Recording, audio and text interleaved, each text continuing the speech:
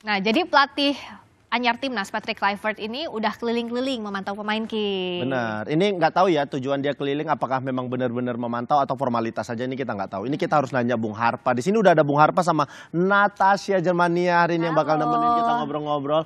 Ada juga Yusa Nugraha bareng kita, tapi dia kayaknya via Zoom nih. Betul. Dia nggak bisa hadir malam hari ini. Hai, selamat malam Yusa. Halo, selamat malam. Terima kasih juga sudah hadir Bung Harpa, Natasha. Ini kalau mau nanya-nanya tentang Coach Patrick, Bung Harpa nih jagonya. Nah, orang yang ngasih bocoran awal juga Bung Harpa ya kan waktu itu. Makanya ini melihat Patrick mulai keliling-keliling mencari pemain. Ini formalitas atau dia memang butuh pemain-pemain lokal baru, Bung Harpa? Yang pasti ini sesuai atau linear dengan apa yang dikatakan dia di Menara Mulia tanggal 12 ketika dia diperkenalkan sebagai pelatih baru tim nasional kita. Dia mengatakan satu kalimat yang sangat menarik ya, karena kebetulan saya juga sempat dapat info soal dia dari ayahnya Jens Raven, Bjorn Raven, bahwa he is a social guy. Dan itu bisa dibuktikan dengan pernyataan dia yang menurut saya sangat positif. I want the local players to be the heart of the locker room. Ya. Dan itu dikejawantakan seperti yang saat ini dilakukan dengan sudah 3 pertandingan dia kunjungin. Ya. Pertama di JIS, kemudian seminggu lalu kalau nggak salah di Candrabaga, di Bekasi, Persija lawan PSBS Biak. Kemudian kemarin baru saja di Indomilk Arena Persita menghadapi Persik Kediri. Dan katanya hari ini mungkin dia akan terbang ke Ternate untuk besok menyaksikan Malut lawan Borneo.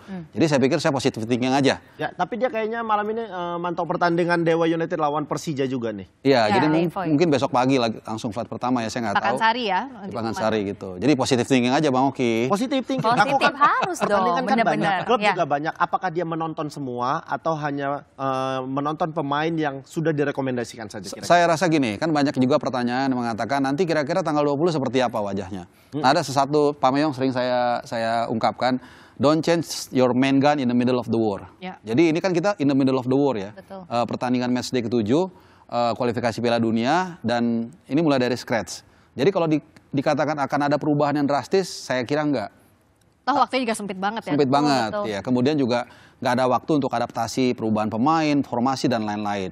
Mungkin lebih kepada sosok Patrick Kluivert yang kita tahu buat anak-anak diaspora ini waktu mereka kecil mungkin lihatnya seperti dewa. Betul. Jadi mungkin waktu Bang Oki kecil, ya Bang Oki kecil mungkin lihat Buffon. Benar.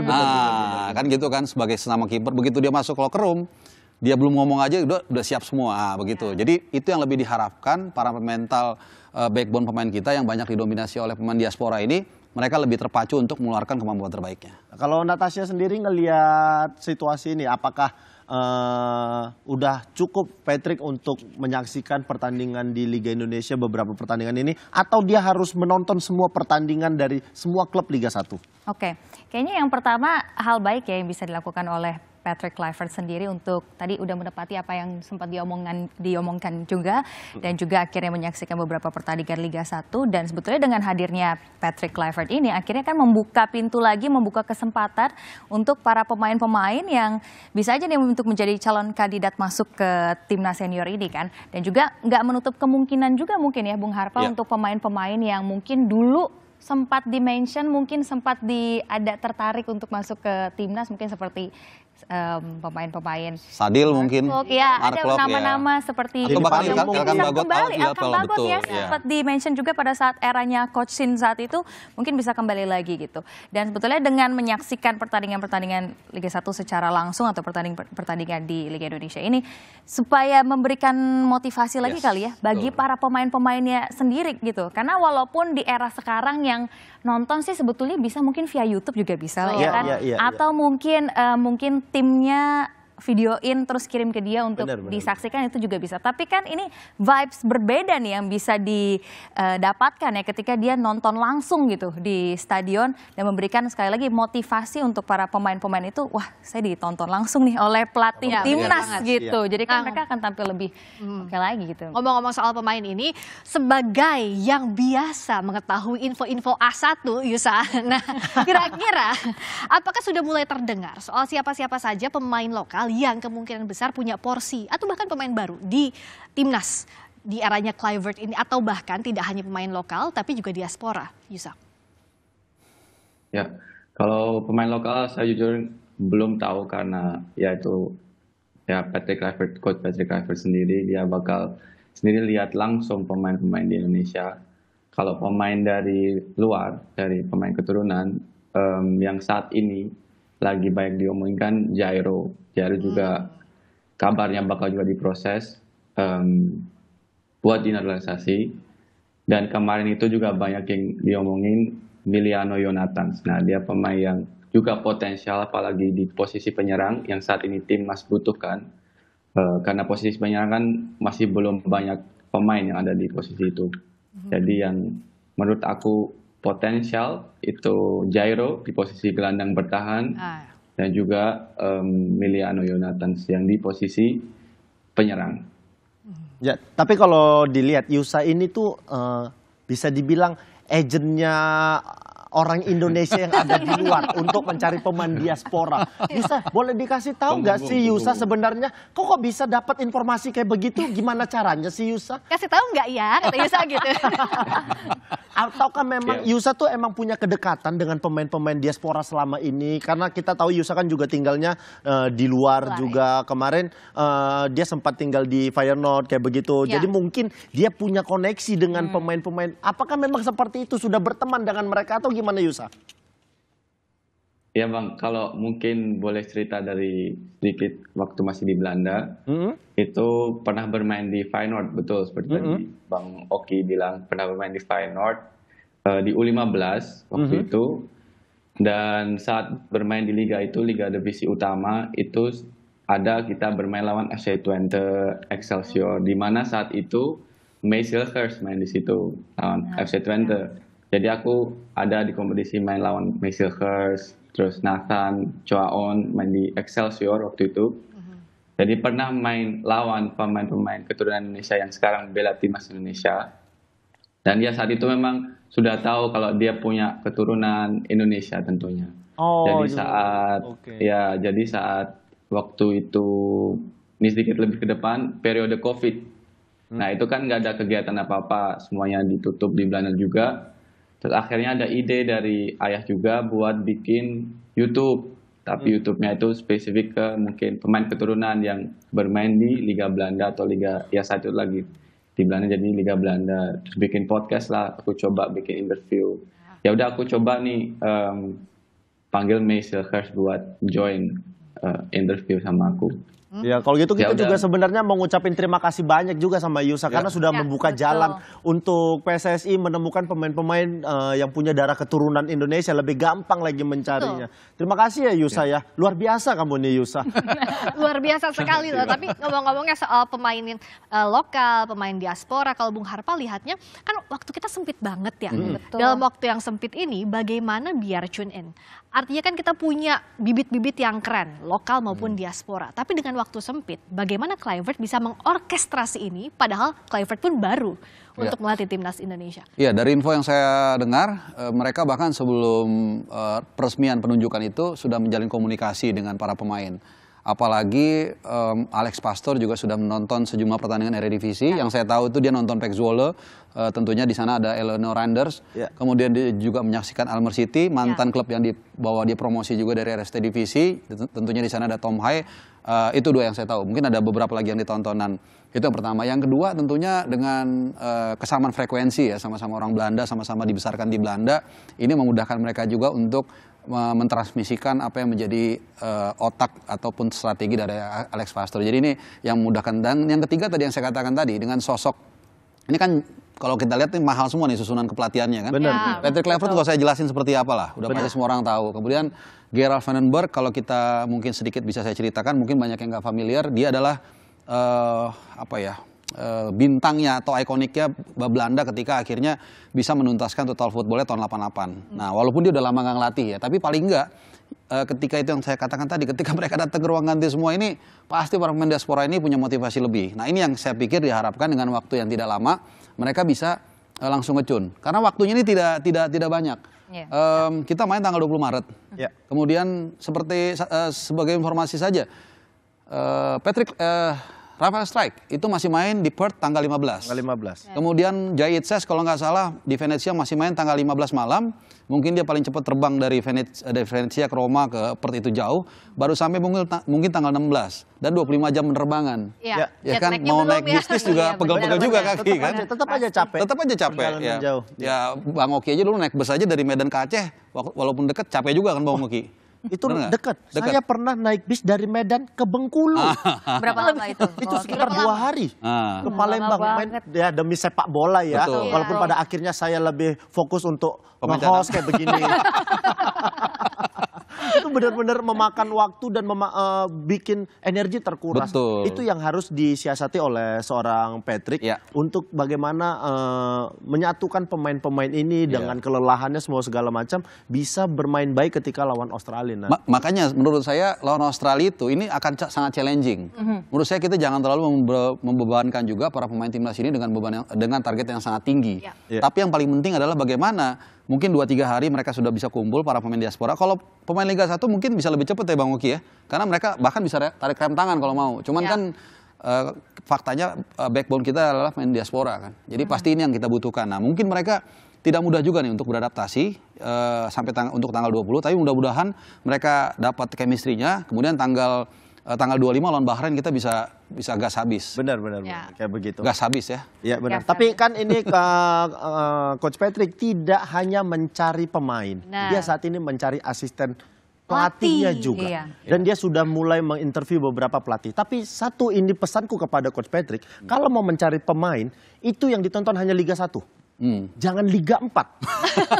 Karena dia nanti takutnya, loh ternyata di Indonesia sepak bolanya bisa dikombin dengan UFC. berkelahi kayak begitu. Pengalaman ya Bang Oh Oki ya. pengalaman, makanya itu. Jadi ada MMA-nya juga ya. Bener, sebenarnya ya. harus yang Liga 1 aja yang ditonton. Jangan Jadi ada Liga multi 4. event tuh. Betul. Multi-event. Nah, yang akan kita wawancarai nanti juga yang sudah ditelepon sama Patrick Kluivert. Wow. Mungkin Oki kalau mau tahu bocorannya apa, siapa tuh ditelepon juga bisa tanya ya nanti ya. Terus aja deh di Sapa Indonesia Malam Akhir Pekan.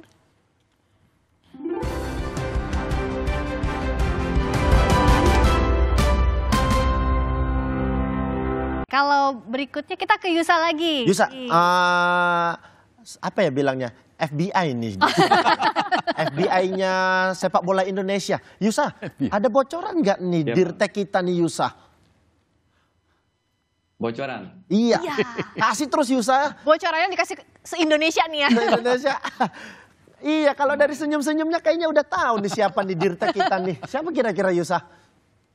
Oh, Dirtek. Iya, Ya, Dirtek. Dirtek. Dirtek siapa Yusa? Kalau nama aku masih belum dengar ya namanya. Tapi kalau dari mungkin negaranya itu kemarin kan aku tanya juga ke Pak Arya dan dia bilang dari Eropa, memang Dirteknya dari Eropa. Tapi belum spesifik dari negara mana.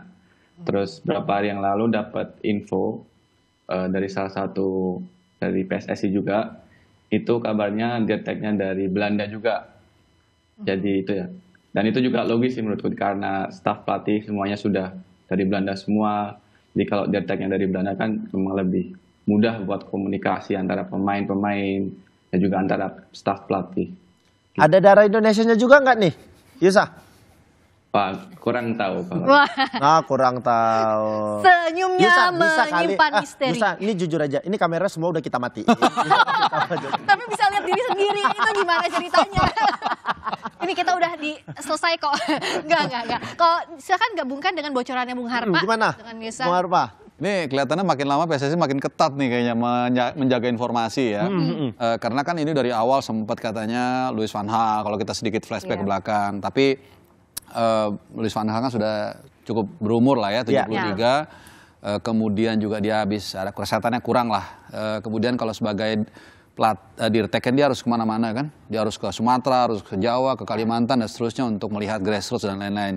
Kemudian sempat juga Gus Hideng juga terlalu tua juga ya gitu. Tapi ya balik lagi memang ini agak sulit dicari yang ini nih info A0-nya nih susah nih Bang Oki nih. Kalau Van Bronckhorst? Enggak, Van Bronckhorst itu jujur harganya mahal. Oh, kalah di harga Ya, kita. dan kemarin pun Oke. dia sebenarnya dia salah satu yang di audisi untuk menjadi pelatih. Iya. Tapi dia ini tipikalnya suka bawa rombongan. Salah satu pelatih kipernya itu yang dia sering bawa adalah Ruud Heps. Pelatih kiper Barcelona tahun 90-an akhir lah gitu. Makanya itu nggak deal dan Kalau menurut saya sih Gio masih akan banyak berkarir di Eropa ya sebagai pelatih, karena juga dia belum lama, mungkin 2-3 tahun lalu membawa Rangers juara Europa League kalau saya, atau Conference League. Kemudian kemarin juga walaupun di layoff sama Besiktas.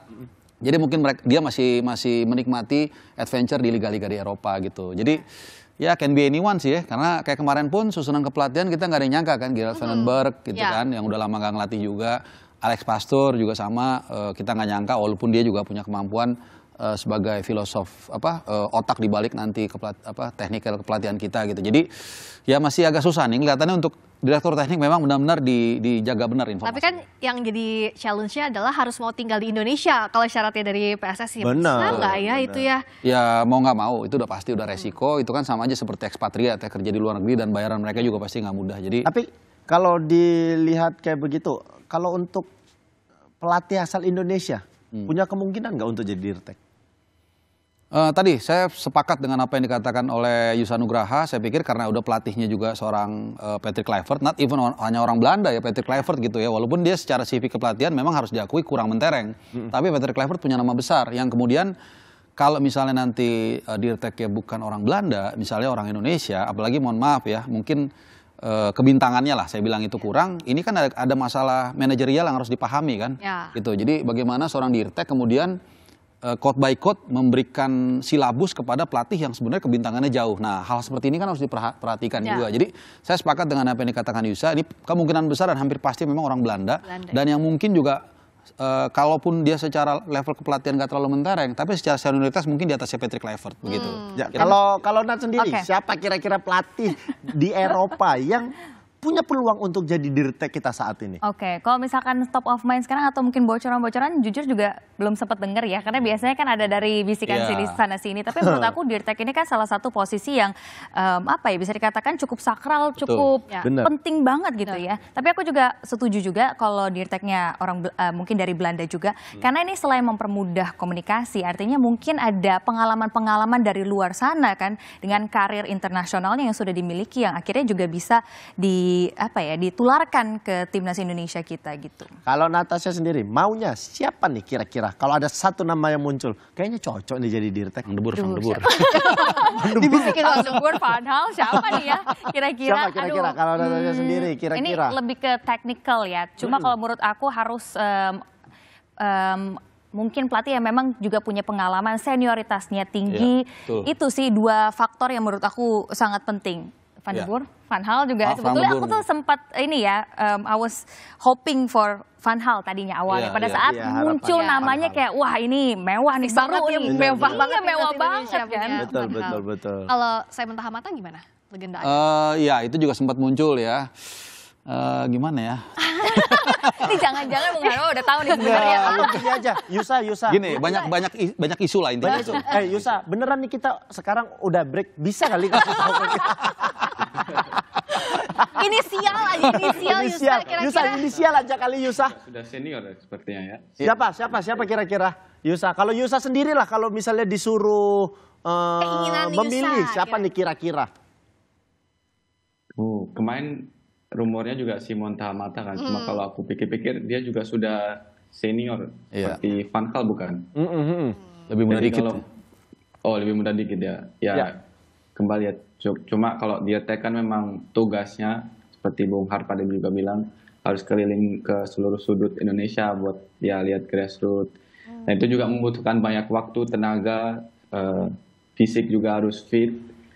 Jadi tentunya aku pikir yang mungkin lebih sedikit di usia yang lebih muda ya. Agak mudaan dikit siapa sih kira-kira? Kalau dari Yusa siapa kira-kira? Satu nama aja. Kayaknya ini cocok nih gitu. Siapa kira-kira Sa?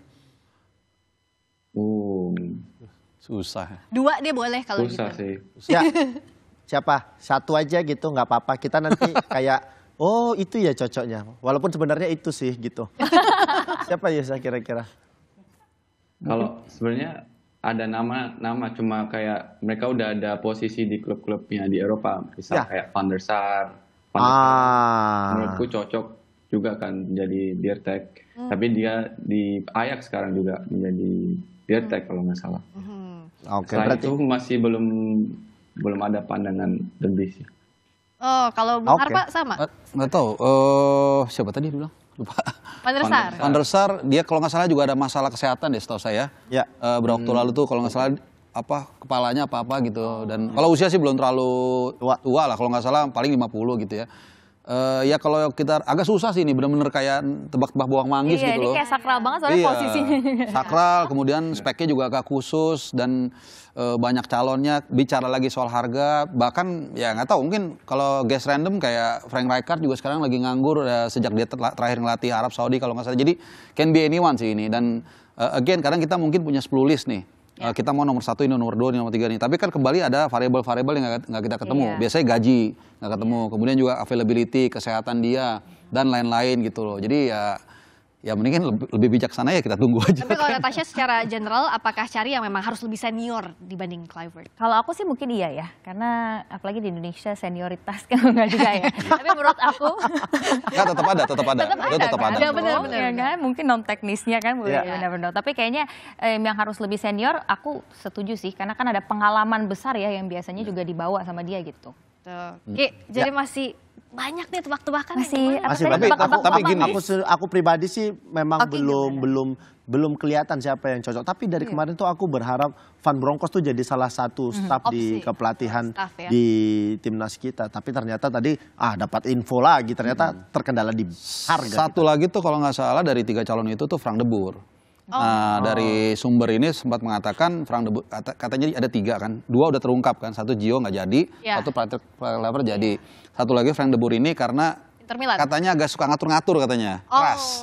Tapi kalau Inter Milan cocok sama Pak Erik. Tapi waktu itu nggak lama juga bang, di Inter nggak lama itu. Bener 3 bulan aja. Iya, dia kan gantiin Mancini kan. Bener, 3 bulan tuh kayak probation aja 3 bulan ya. probation, ternyata tidak cocok. Betul. Tapi kalau kayak begitu sebenarnya kita semua tinggal tunggu aja di media sosial. Karena media sosial sekarang bisa memberikan semua informasinya segala macam. Kita sebelumnya mengucapkan terima kasih sama Bung Harpa. Sama-sama. Sama Terima Natasha. kasih Sudah banyak. ngobrol-ngobrol sepak bola. Yusa, terima makasih kasih banyak Yusa. ya.